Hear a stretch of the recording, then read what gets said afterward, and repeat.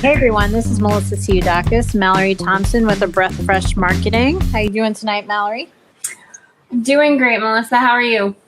Good. I'm kind of wondering why your name is misspelled on the podcast. Did I spell my own name wrong? Totally God. did. No, it's the L key. So my keyboard is broken. Right. Yeah. So I love this keyboard. It's a really nice keyboard. It's almost quiet enough that I can type during meetings. It's not exactly quiet enough, but you finally stopped telling me that it isn't. Every other time, like sometimes I'll type the L key and it'll type like 5 of them, and sometimes it won't type at all now.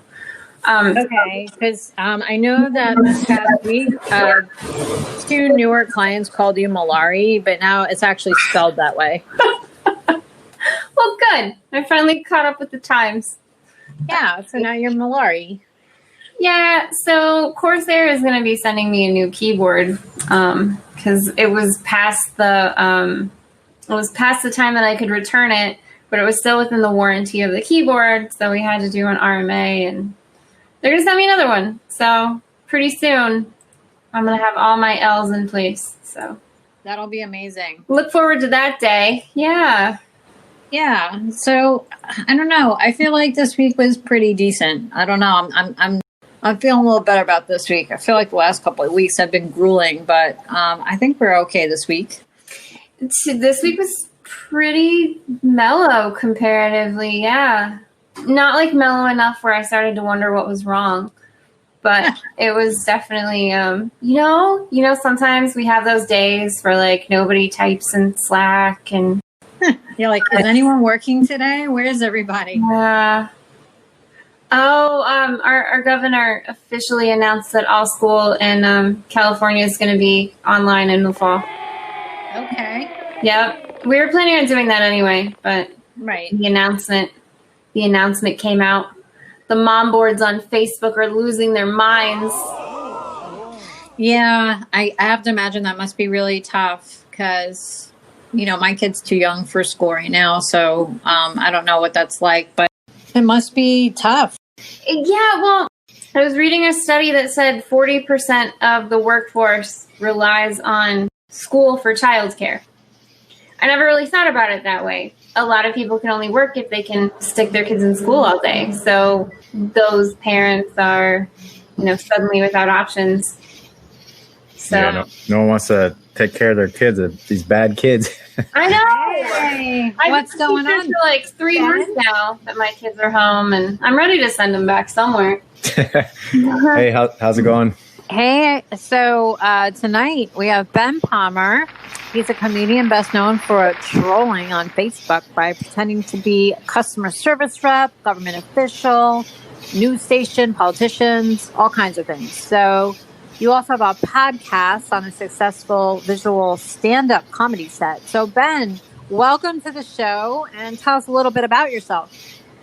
Yeah, you cover most of it. I just like to entertain people online and on stage in whatever way possible. And right now the way is just, pretending to be corporations or news stations and just like getting into interactions with people and screenshotting it and sharing it with people. Are you running on a treadmill right now? Oh, should I go to it? Does it sound bad? It's pretty bad. I want to know what it is. Well, I'm on a porch. You probably hear bugs. Oh, wow. Okay. Yeah, maybe it's there's some like strong crickets. bug. Oh my gosh. We don't have many crickets in California. Okay, What I'm gonna. about Long Island? Do you have that many crickets there? Yeah, it sounded like somebody was sharpening knives in the background. That's funny. Yeah, it totally did. It's serious. Those cricket legs are like metal knives. I was going to ask you what your plans were for after the podcast. You were just going to start butchering things or something. I'm gonna start. Are you going to catching start bugs. catching crickets so you can cook them and dip them in chocolate? Yes. Amazing. Totally that. And then Oh, that's so much better. You can just That's buy them better? Okay. you can buy them at PetSmart. You don't have to. I'm with family, so I was trying to like go somewhere where no one else is, and that was like that porch. But now I'm like, okay. Now they're staring at you. You have to sit Yeah, now this is gonna be really weird. Have we started? Have we Yeah, started yet? Is this it? I don't know. This is it. We don't know. This is it. We are here. Can we edit this and then put it at the end? Of course. Whatever you want. We can edit everything. It's wonderful. But yeah, it sounded like you were in a factory and it was like super loud. Okay, well, I'm glad it's better. Mm-hmm. So we're gonna stop talking about it. Let's do the entire podcast on that. Too late. It's already been done. Did you hear my cat? Oh, yeah. Yes. Yeah. All right. So there's cat noises too. Great. You got like a whole zoo over there. As long as it's really boring and only has cats and crickets. Ben, what led you to pursue a comedy? Oh, I messed up the first question. This isn't going well. What led you to pursue comedy as a career? Were you the class clown as a kid? No, I was never the class clown. So I went to a bunch of different schools, and there was like, one school where I went to for a long period of time, and there wasn't that many of us. It was a private school, and me and my friends in that school, we were like, jokesters or like pranksters, I guess, but not like bad, or we weren't like class clowns. And then I went to some schools where I didn't know anybody, and I just didn't say anything. So I was never really like that class clown, but I think deep down I always liked when people told me I was funny. Well, you know what? If I start talking and it just keeps going for too long, you can edit it. Yeah, no. We're gonna start playing the Academy Award music. Yeah, play the music on me and get me. Yeah, no worries. We're gonna do all kinds of cool sound effects, like farting noises and stuff. You'll love it. You could be like, "Hey, can you go back outside so we can hear the crickets again?" Yeah, the crickets are pretty cool.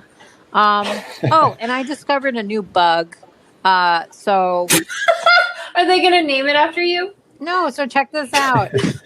So my whole entire life, I remember, when I was a kid, we had a pool and there was a certain kind of weird bug in my pool. This is Melissa's podcast now, Ben, by the way. So back when I was a child. We have to tell you this story. So I remember seeing this bug and it would like move around my pool really fast and it only had 2 legs. And I was like, what is that? It was so gross. And, you would just kind of try to catch it with the net to get out of your pool if, it didn't out swim you. And so I was in my pool today and I look and I had goggles on and I see like 2 of them swimming around underneath me. And I'm like, what the heck is that? So I Googled it and they're called boatman bugs, AKA true bugs. Whoa. Wow. AKA. Yeah. So it turns out that they eat algae and they're actually, they're pretty good because if you have algae and they eat it, then score. Then you don't have algae anymore. No, I could fire my pool service company then. Just fill your pool with bugs. That's very funny. Yeah, it's so weird. And then I read a little more about them and it said, if they bite you, and I'm like, oh no. It's like, if they bite me. So it said if they bite you, just no big deal. Just disinfect it. You'll be fine. So Yeah. Yeah. Now I know they bite. So that's totally crazy. But hearing all the bugs over at your place, Ben, made me think about that. So I did want to share. Yeah. What happens if you don't disinfect it? Did they say anything about that? Yeah. Then, you're... You turn into a werewolf, Ben. Yeah. Werewolves come from boatmen. So how do you find your inspiration for your comedy? Well, people online and, that's where it starts, I guess, is online. If people like something, a particular thing that I did, then I keep doing it. Or, I keep doing variations of it. Yeah, just like follow what gets liked the most. And then when it comes to like doing the stuff on stage, I try to just I guess you don't know until you work it out, but stuff that works well with my delivery and how I talk. And then if the audience likes it, then I'll take note and do it again. So it's pretty much just listening to people, whether they like stuff or not. Sometimes I'll think something's really funny and people are like, nah, I don't know what you're talking about. That's because people are stupid. Or they just like surprise you and like, you're like, that's not that great. And then you like post it and people are like, this is brilliant. You're like, well, what? All right, whatever. You guys like it. Well, tell us jokes. I mean, what's funny? Like, what is everyone liking? Crickets. A lot of crickets. That was funny. That's why you said it. I don't know. Yeah, it's random. I mean, I don't know. Depends on the audience, right? Huh? It depends on the audience, right?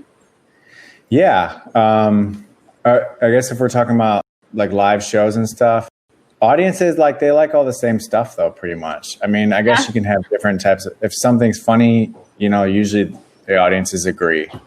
I guess it varies by region. If like you're doing something specific to their area, it might kill in that area. And then in another area, no one knows what you're talking about, or it just doesn't, they have something unique about their region that makes the joke not work. But I mean, for the most part, the stuff works. It works everywhere. Did you know there would be so much science in comedy? No, I'm sweating even more inside now than was outside. I'm going to ask you another question so you don't have to think about it. What has been your proudest moment as a comedian? So I did a show for San Francisco Sketch Fest, and there's a lot of people there. So I opened for Marzuknik, which is like a 3-man improv team of Nick Kroll, Jason Mantzoukas, and Seth Morris. And they had a theater, and there's like 1,000 people there. And I was opening, and they just had me go out there. There was no like host or anything, or no like feature act. Usually you have a host who goes out, warms up the crowd, gets them like in the mood to laugh. But they just told me to just walk out there, and like the people were all just sitting there. So I have my presentation. I have like a screen, it's my stuff's on a screen, and then I have a remote, a like wireless remote to click the slides forward, and that's how I do my comedy. So I have a placeholder in the beginning so people don't see like the first joke. It's just like a picture of a sloth. So I was backstage. We did tech rehearsal like hours before this. Everything was fine. The sloth is on the screen waiting to go. People are in their seats, and then like a couple minutes before it's my turn to go on the stage, the tech person's like, "Hey, something's wrong with your screen. Like the sloth is just not on the screen right." And I looked out, and the sloth is like in the top right corner. Something's wrong. So I go out there and I say hi to everyone, and I start to try to click through, and nothing happens. So I had to run all the way back to the back of the auditorium, unplug and replug the USB or HDMI cord, and then run back and then start the show. But it went really well after that. And it was like the biggest crowd I've ever performed for. And it felt like really good. So that was probably my proudest moment, just because I entertained like a big group of people, and they were coming to see like real professionals, and it went well. And they had no clue who I was.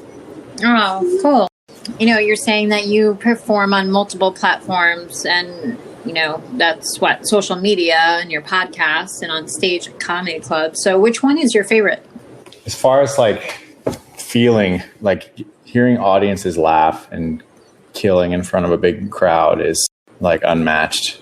I mean, it's a big rush. So I would say that's definitely my favorite. But I mean, there's also a rush you get when you put something out online that does really well, and you see everyone commenting and liking it and laughing. That's also a rush. But like the stage is just a different level, I guess. It's just like another element or whatever, it's like people, and you can feel the energy.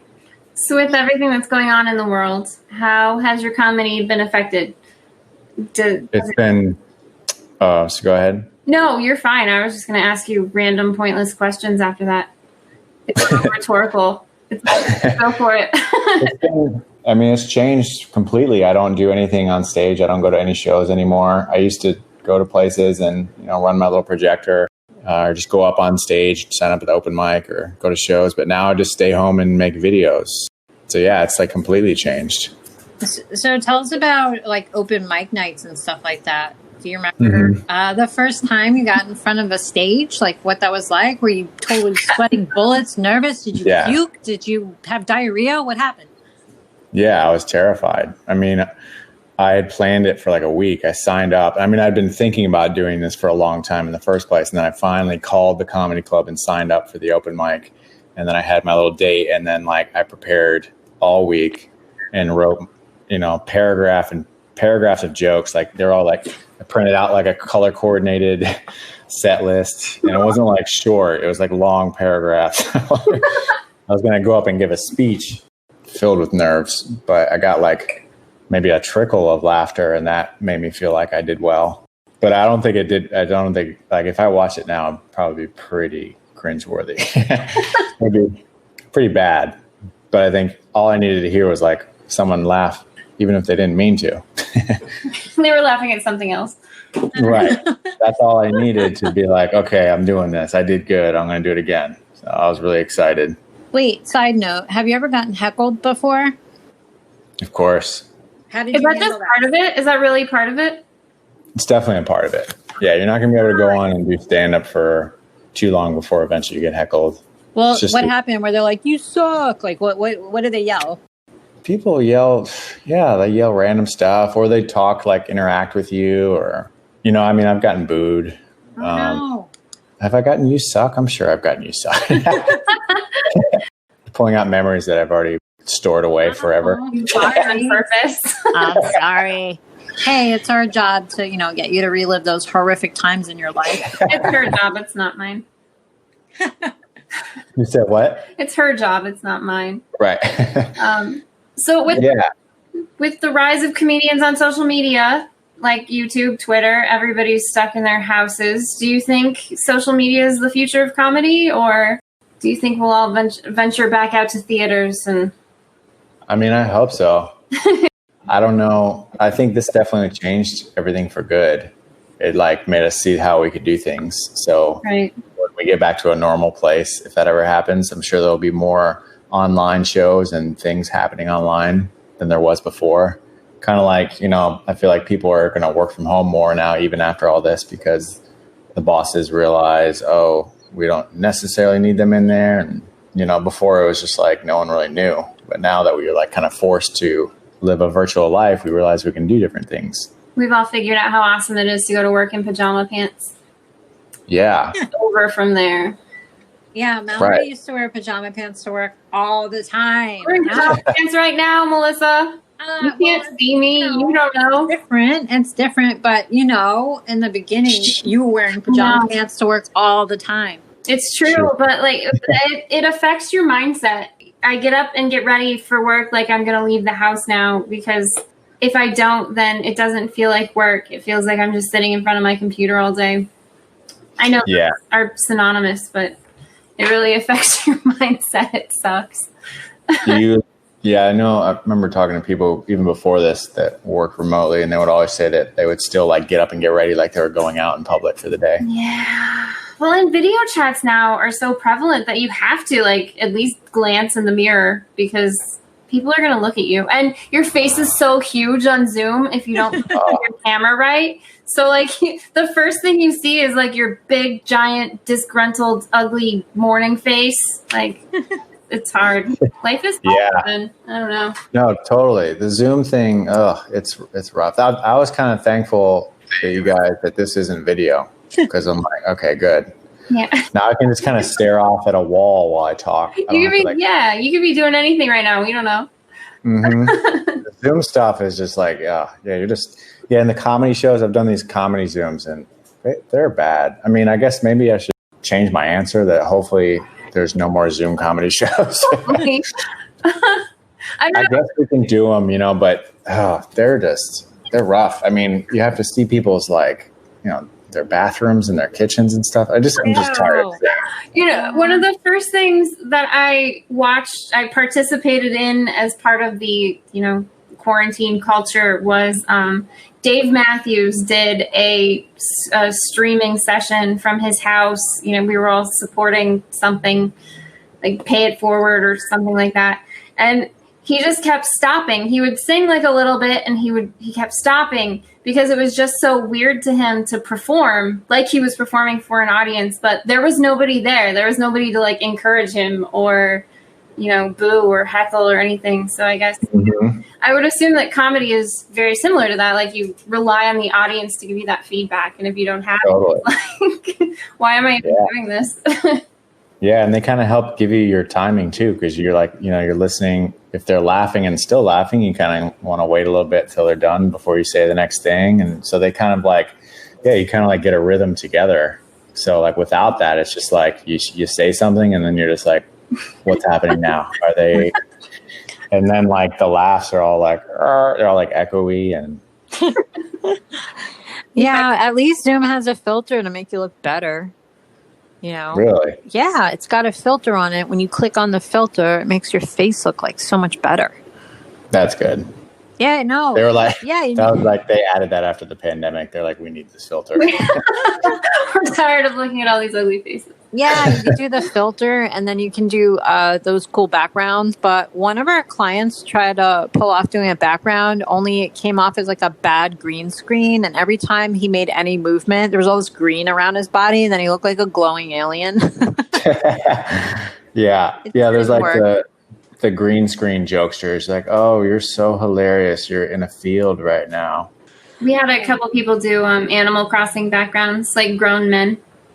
They're sitting on an Animal Crossing beach.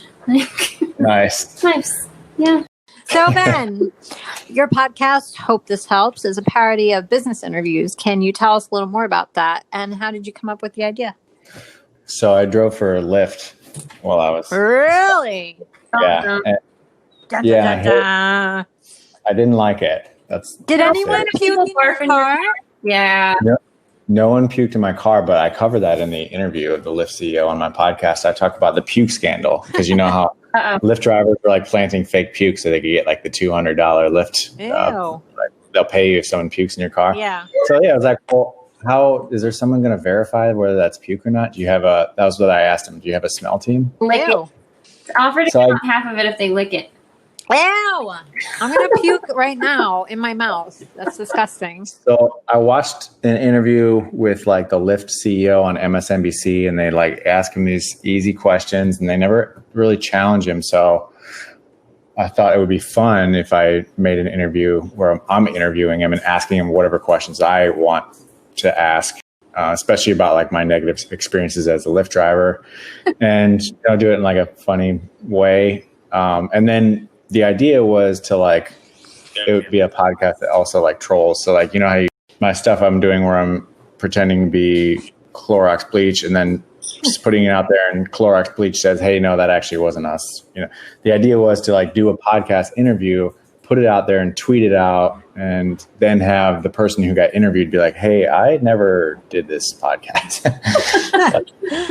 That was the goal. And then, so that's how it started. And then Lyft actually sent me like a cease and desist and got my podcast. That's how you know you've made it. Yes. Perfect. Yeah. They take out legal action against you. That's great. Yep, they did. They sent me cease and desist. They got me taken off Apple and Buzzsprout, my podcast host. So I had to just upload it on my website and change it up a little bit. That's awesome. Yeah. So what advice would you give to comedians who want to start a podcast? Just get started. I think I took a while because I had like hangups about, I got to save up for the equipment. And then I realized, you can just do it like this. You can do it remotely. Yeah. So, and you can do a good quality podcast remotely too. So yeah, I mean, if you maybe you have another hang up, you're not sure what you're going to talk about. Maybe plan it out a little bit, but eventually you just have to get started. And I think once you get started, things will turn. Maybe you'll get some feedback from people, and then you can just like hone in on what you need to do. But yeah, I mean, I guess that would be the number one thing. Just do it. Just start. A little off the script, but who's your celebrity crush? Who's yours? Because it seems like you want me to know. I don't want you to know anything about me. I want to know everything about you. Come on. Who's yours? No, it's your turn. No. Question. No. I don't have a celebrity crush. You do. My wife is in the room right now. I can't That's talk all about right. these. Come on. She knows you like someone. Nice. She knows you like someone. Do I have a celebrity crush? Of course you do. Who's your comedian crush? Do you have a crush on a comedian?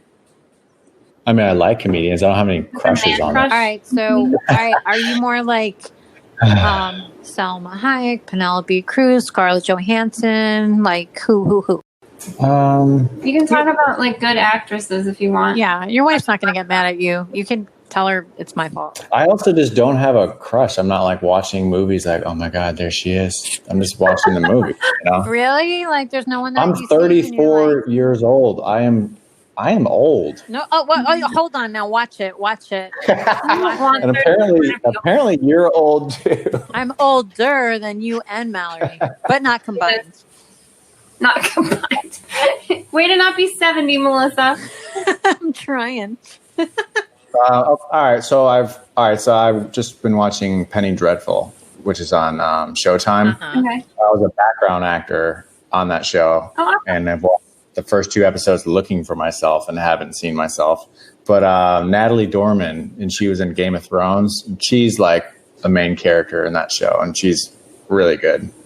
So there, yeah, she's my celebrity crush. Natalie, you know I'm totally Googling. I'm Googling. Beaming, glaring eyes from the wife. Aww. Well, it's what you did. No, it's just a joke. It's funny. Huh? Okay, yeah. I remember her from Game of Thrones. I know who that is. Yeah. She's good. Yeah, and she plays like a bunch of different characters because she's like an evil spirit. So she's like doing all sorts of stuff on that. All right, well, cool. See, we got it out of you, damn it. Meryl Streep, she's good. Oh, okay. You know what's funny? My health teacher in 7th grade had the hugest obsession with Meryl Streep. And he's like, oh, you know, my wife knows about it, da-da-da. We all thought it was to the point where it was like ridiculous because the whole classroom had pictures of Meryl Streep all over the walls. That's how bad it was. Wow. Yeah, and he would talk about her every day. And it was weird because it was health class, so we'd talk about like sex ed and stuff, and then he'd be like, you know, this makes me think about Meryl Streep. And I was like, oh, gross. So gross. Keeps bringing her up. Yeah. I used to have a crush on Mandy Moore when I was like a teenager. Oh, she's cute. She's cute. A Walk to Remember. She was like the Christian girl that died of cancer. Mm-hmm. That was crush-worthy. Thanks, Nicholas Sparks. Yeah. Meryl Streep's a little old for you, Mr. 34. Yeah, but you watch, Meryl Streep when she was like opposite of Justin Hoffman in that Kramer versus Kramer. She's younger. Yeah. But all this quarantine, me and Aaron tried to go on like a Meryl Streep-a-thon and watch a bunch of her movies. yeah, so don't think she doesn't know about your crush. Don't try to play it. You think you know, but she knows. She knows you better than you know yourself, Ben. That's what you don't know. You're right. She does. She totally does. So Did you see Mamma Mia? She still looks pretty good. I haven't watched it. I don't like musicals that much, but is it good? Is it worth it? I don't know. Pierce Brosnan is in it. I like him. I don't really he's like hot, Pierce Brosnan. He used to be. I don't know. There you go. There's my crush. They're all old. It makes me feel old because everybody that I grew up like thinking was an adult is now like an old person. Yeah. Yeah. You know what's weird though? People who I had celebrity crushes on back in the day, I see them now when you watch movies from then, and I'm like, ew. You know, I'm just over them now. So it's like, Billy Baldwin was so hot. Now I saw him the other day. Baldwin was never hot. He was. He was. Hey, you're the one that likes Brendan Fraser.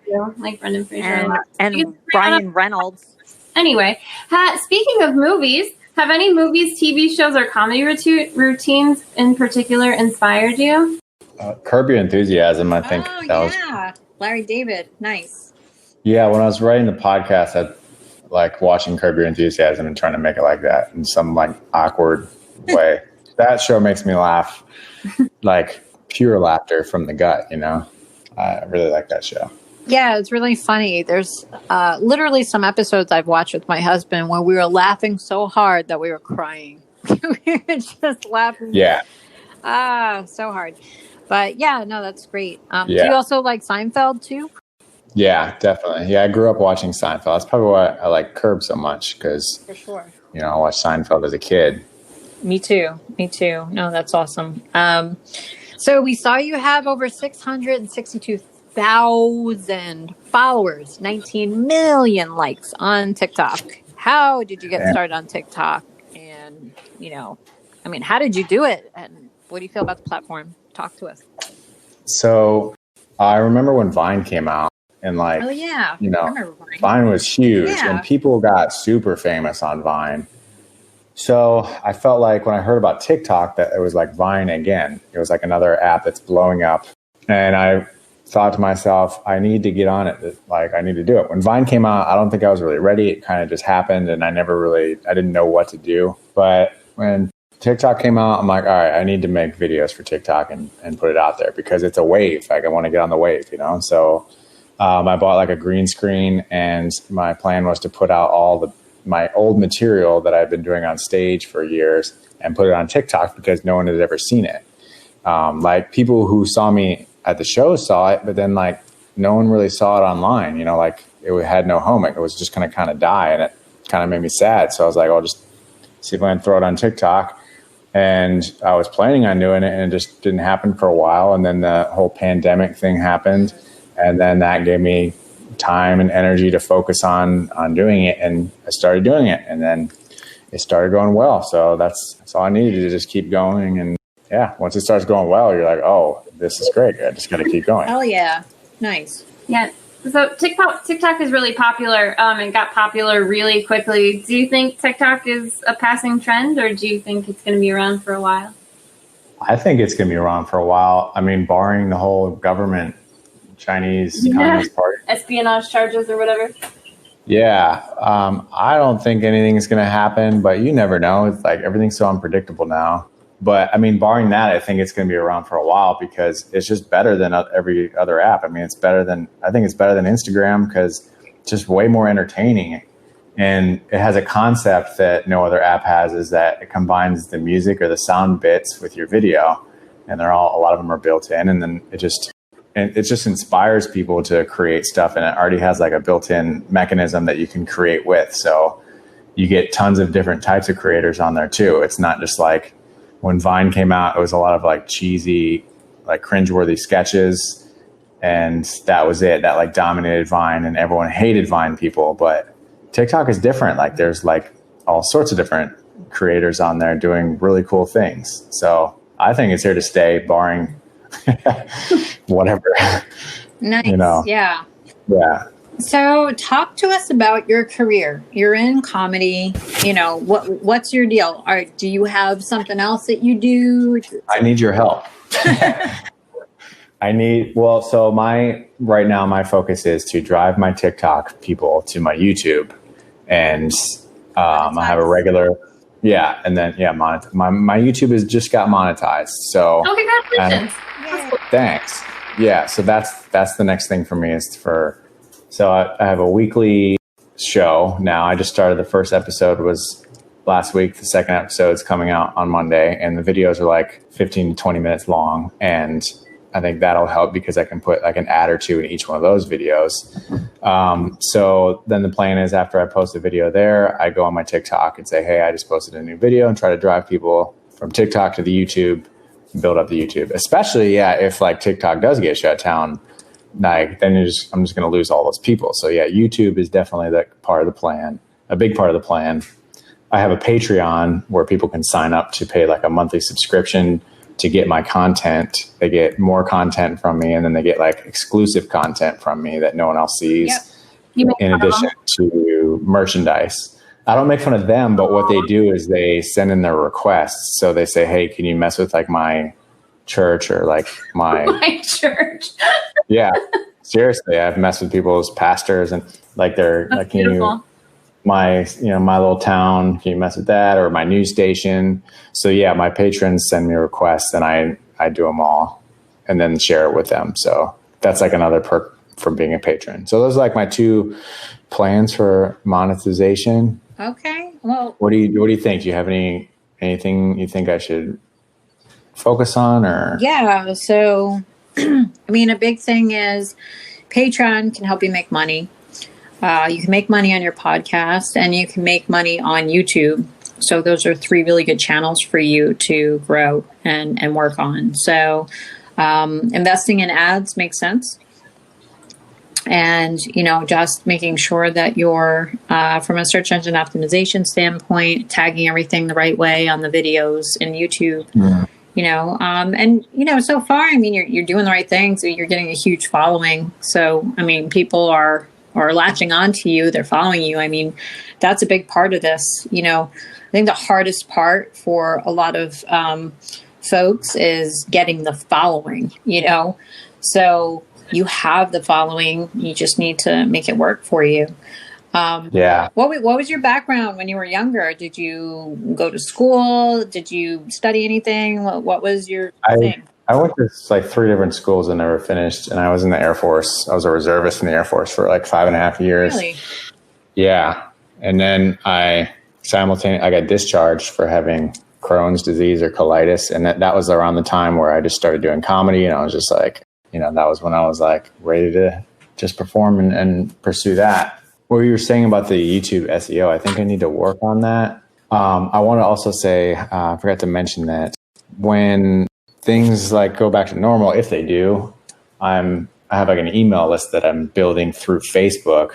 You know, I have people on Facebook, they join my group, and when they join the group, I ask them, I have a couple questions. I ask them if, you know, hey, if you want to see a show, and when I'm in your city, is it okay if I email you? And then I collect emails from them that way. Okay. So I'm building that so then I can take them off of Facebook and not have to worry about Facebook's little algorithm blocking me when I say, hey, I'm in Denver, or hey, I'm in Seattle tonight, because Facebook makes you pay money to reach those people for those type of ads. So I'm working on the email list. I'm thinking maybe I should like implement the email list into the TikTok and YouTube as well too. Just collect as many as I can. Yeah, no, that's good. You could do lookalike audiences with the email list, and then you can do an email campaign.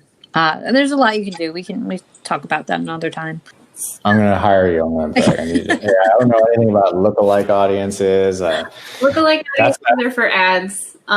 She's just talking about how the most important thing for you to consider is brand awareness right now, because you're still kind of young, still kind of new. So you want to get as many people to know who you are as possible. So you can do Google ads, you can do social media ads, anything to get your name in front of people. And then with your email campaign, your idea is going to be to keep reminding those people who you are, what you do, and why they should love you and follow you around the country.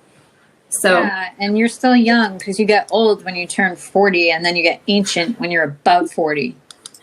Okay, so you must be like 35 or something. I wish. All right, you're like 38. You're not 40 though, right? No, I'm not 40.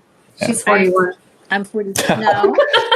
No, I'm not 41 either. Damn. She doesn't have a number. She doesn't believe in age. But you're both wrong. And you should know, Mallary. I really thought you were 41. I don't know. No, add another year, girl. So you're 40. He said he guessed 40 already. No, add a year to your guess. 42. Would you like to go to the you're 42. 42. You guys can't do math. Oh, God. You can't. No. Ben, what's your favorite thing about comedy?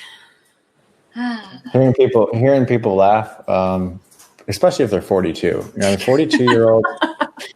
42-year-old laughter. I love hearing 42-year-olds laugh. Yeah, I think when you kill, it's just a great feeling. I mean, obviously, it's not a good feeling when you don't kill, but it's a great feeling when you can go into a room of people you don't know and then make them all laugh and no doubt. Sit there. Yeah, that's the best. No doubt. You know what? I'm not even in comedy, but I love making people laugh when I can. You know, it is a great feeling, and I know that feeling you're talking about. Yeah. But I'm sure you've done it on other podcasts. Melissa's hilarious. No, that was a dig at you. I don't think it hit. I was just kidding, though. No, it's all good. It's all good.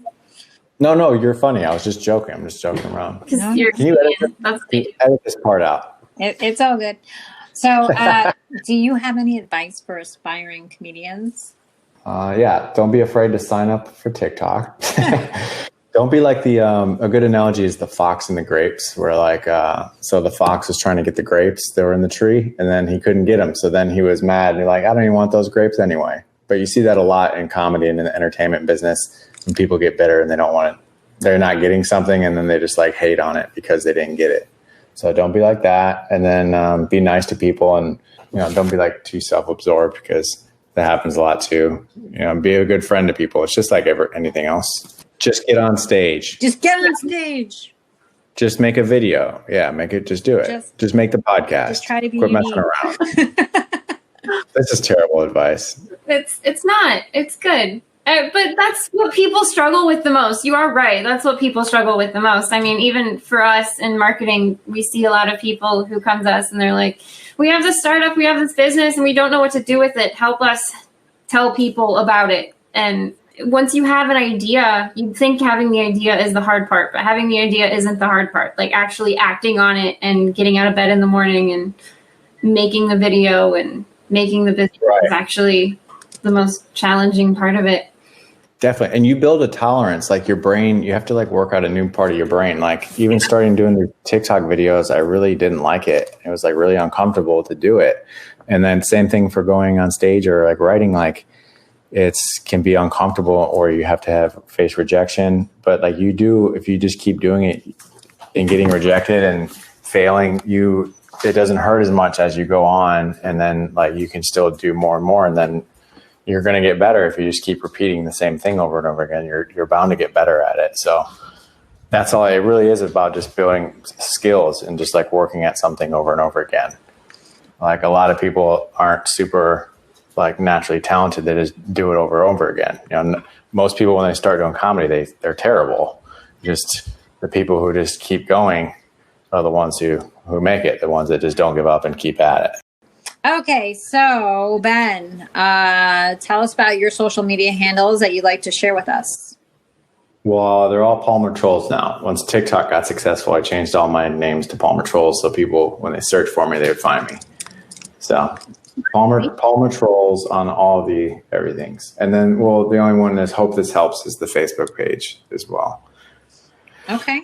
Because when you say something passive aggressive to somebody and then finish it with Hope This Helps. No, you're totally passive aggressive. I love that. So cool. So Ben Palmer, thank you so much for joining us tonight. Thanks, Melissa. Thanks, Mallary. Thanks, Ben. And keep making everyone laugh or trying to. Yeah, exactly. All right. Well, great. Thanks. And we wish you luck. Take care. All right. Thanks for having me on. See ya. Yeah, thanks. Bye.